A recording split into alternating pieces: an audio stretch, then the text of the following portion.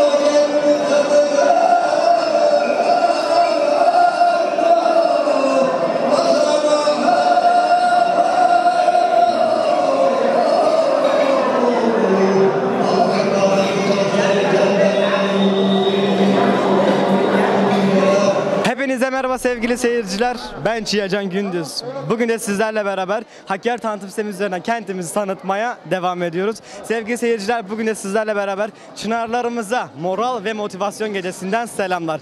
Gerçekten dediğim gibi Çınarlarımız, büyüklerimiz bizim için her zaman büyük bir ışık olmuşlardır. Bizim için çok büyük onurlardır açıkçası. Ve biz de bu geceyi düzenlediği için başta Sayın Valimiz İdris Akbıyık'a ve bu gecede emeği geçen her türlü insana çok teşekkür ediyoruz.